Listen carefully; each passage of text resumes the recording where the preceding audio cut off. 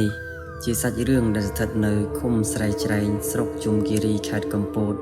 ដែលជាសាច់រឿងរបស់បងប្រុសសុភ័ណ្ឌបានចែករំលែកឲ្យខ្ញុំបាទយកមកផលិតជារឿង 3D ដោយនៅក្នុងឆ្នាំ1991អ្នកស្រុកភូមិកាលនោះពួកគាត់ឡើងភ្នំប្រកបរបររកទំពាំងជីកមើមក្ដួចយកទៅពិសាជាអាហារនៅពេលដែលធ្វើស្រែចម្ការមិនបានក្នុងសម័យនោះកាត់ចូលមកដល់ក្នុងភូមិមួយដែលនៅជាប់ជើងភ្នំឈ្មោះថាភូមិភ្នំព្រះដោយនៅថ្ងៃមួយមានអ្នកស្រុកភូមិមួយគ្រួសារគាត់បានឡើងទៅលើភ្នំទៅរកទំពាំងនិងជីកមើមក្ដួចដូចសពមួយដងគាត់មានឈ្មោះថាយាយផូលីនិងតាបឿនថែមទាំងមានកូនពៅរបស់គាត់ឈ្មោះថានេក្លោកពួកគាត់ទាំង3តែងតែចេញពីផ្ទះទៅភ្នំពីព្រឹកព្រលឹមរួចទើបល្ងាចទើបពួកគាត់ត្រឡប់មកវិញ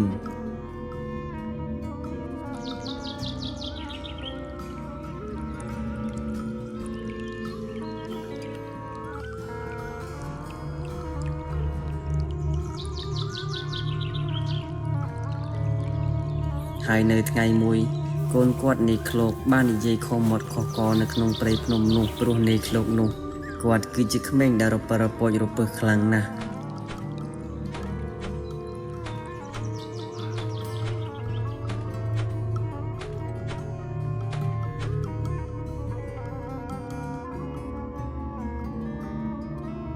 យីអាសត្វជ្រូកនេះអើយ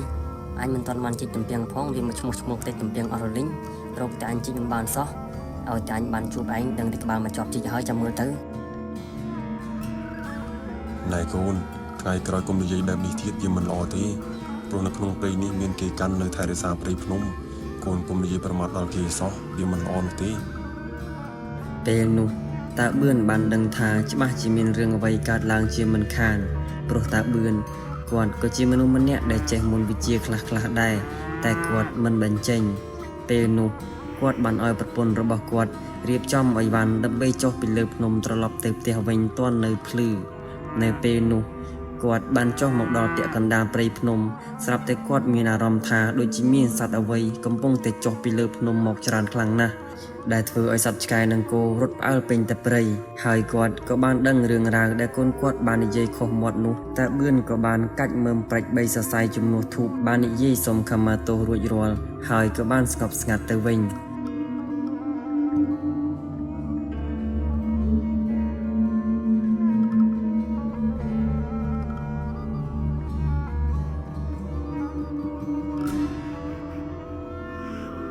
ពេលនោះគាត់ក៏មិនបានបង្អង់យូរនោះដែរគាត់ក៏បានប្រញាប់បរទេះគោចុះពីលើភ្នំមកវិញហើយនៅពេលដែលមកដល់ក្នុងភូមិវិញចៃដន្យក៏បានជួបជាមួយលោកអ៊ំសេងគាត់គឺជាព្រានព្រៃចំណាស់ម្នាក់នៅក្នុងភូមិគាត់តែងតែទៅបរបាញ់សត្វនៅលើភ្នំយកមកលក់នៅក្នុងភូមិជារៀងរាល់ថ្ងៃ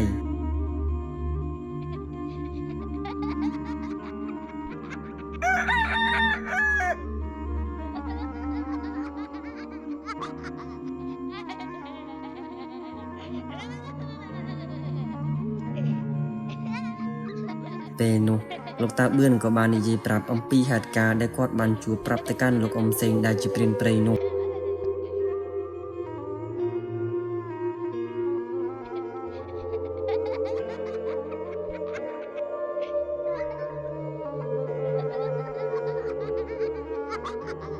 ដោយដែលបងឯងបានដឹងហើយខ្ញុំនេះឡើងចុះភ្នំដូចជាចិនដោផ្ទះទៅហើយខ្ញុំមិនដែលឃើញវងជួបព្រៃណាដូចដែលបងឯងនិយាយនោះទេនោះគ្រាន់តែជាអារម្មណ៍របស់ឯងប៉ុណ្ណោះខ្ញុំមិនជឿទេក្រោយពីបានប្រាប់ទៅកាន់ព្រានសេងមិនជឿលោកតាបឿនគាត់ក៏មិនបាននិយាយអ្វីវែងឆ្ងាយទៀតដែរគាត់ក៏បន្តបរទេះទៅផ្ទះរបស់គាត់បាត់ទៅនៅពេលដែលតាបឿនបានបរទេះចេញទៅបាត់តាសេងគាត់ក៏បាននិយាយលេងសើចជាមួយអ្នកភូមិថាថ្ងៃស្អែកមាននរណាចង់ហូបសាច់ជ្រូកទេ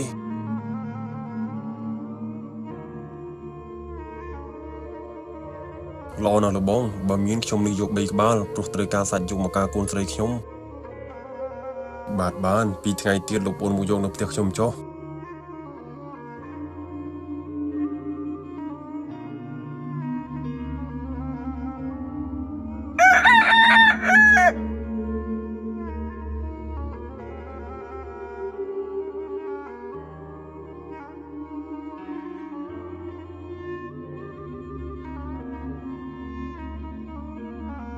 ព្រឹកឡើងព្រានសេងក៏បានរៀបចំប្រដាប់ប្រដាដោយសពមួយដង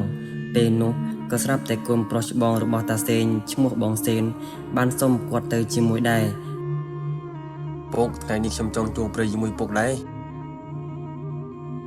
ឯងមិនបាច់ទៅនាំទៅដៃទៅជើងពុកទេហើយកុំភ្លេចណា2ថ្ងៃទៀតឯងបរទេះទៅចាំពុកនៅដំណាក់រទេះនៅក្បែរឆ្កែភ្នំផងឬនៅពេលដែលនិយាយប្រាប់កូនរួចតាសេងគាត់ក៏បានធ្វើដំណើរចេញទៅ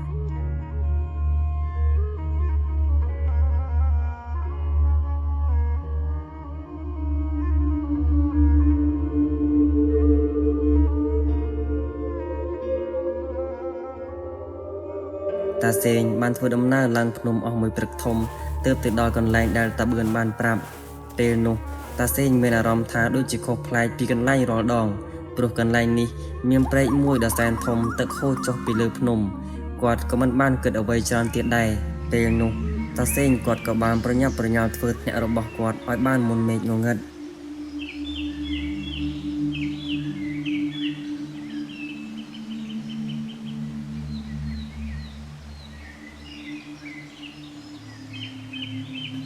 ពេលដែលតាសេងបានរៀបចំអ្នករួចរាល់គាត់ក៏បានទាញយកកញ្ចប់បាយរបស់គាត់យកមកហូបចុករួចគាត់ក៏សំងំចាំមើលសត្វព្រៃដើរឆ្លងកាត់អ្នករបស់គាត់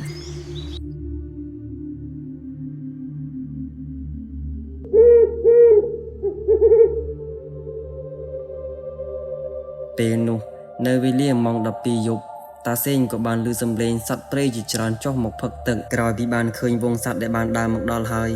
ទើបគាត់ដឹងថាសម្ដីដែលលោកតាបឿនបានប្រាប់មកកាន់គាត់វាគឺជាការពិតព្រោះអ្វីដែលគាត់បានឃើញនៅពេលនេះ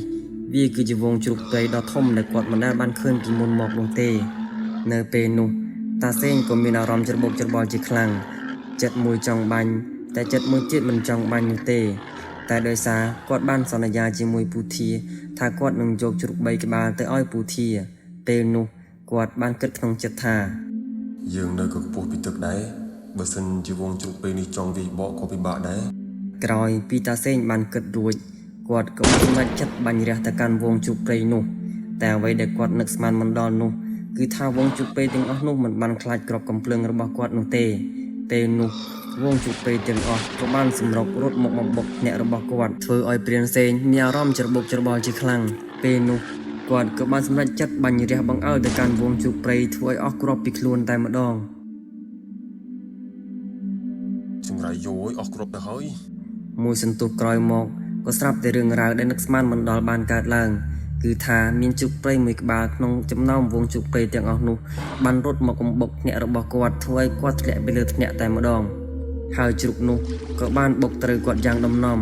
ធ្វើឲ្យគាត់មិនអាចតដៃរួចនោះទេពេលនោះគាត់ក៏បានសម្រេចចិត្តប្រមូលកម្លាំងរបស់គាត់ទាំងប៉ុន្មានហក់ជួបព្រៃដែលនៅជិតនោះក្រោយមកវងជ្រូកព្រៃទាំងអស់នោះក៏បានតាមប្រមាញ់គាត់ទៀតដែរតែគាត់ក៏មិនហ៊ានចេញពីក្នុងទឹកនោះទេព្រោះខ្លាចវងជ្រូកព្រៃនោះវាត្រឡប់មកសម្លាប់គាត់វិញហើយគាត់ក៏សម្រេចចិត្តសំងំនៅក្នុងទឹកទាំងដឹងថាត្រូវរងចាំរយៈពេល4ម៉ោងទើបមេឃភ្លឺសភាពនៅពេលនោះឈាមហូរពេញតែទឹកពេលដែលគាត់ឃើញថាមេឃភ្លឺហើយគាត់ក៏សម្រេចចិត្តងើបចេញពីទឹកពេលនោះទើបគាត់ដឹងថាពោះរបស់គាត់ត្រូវជ្រូកខ្វេះបុកនឹងខ្នាយធ្លីពី3កន្លែងគាត់ក៏ទ្រាំដើរចុះទៅលើភ្នំរហូតមកដល់ដំណាក់រទេះពេលនោះគាត់បានឃើញកូនប្រុសរបស់គាត់ក៏មានសង្ឃឹមរស់ឡើងវិញហើយក៏ដួលសន្លប់នៅក្នុងពេលនោះទៅហើយរឿងមួយនេះក៏សូមបញ្ចប់ទៅត្រឹមនេះគឺជារឿងរ៉ាវដែលបងប្រុសសុភ័ណ្ឌបានប្រាប់ថាវាគឺជារឿងពិតដែលបានកើតឡើងនៅក្នុងស្រុកភូមិរបស់គាត់ហើយនេះគឺជារឿងខ្លីដែលបងប្រុសសុភ័ណ្ឌបានសម្រេចចាត់ចែករំលែកមកកាន់ពួកយើង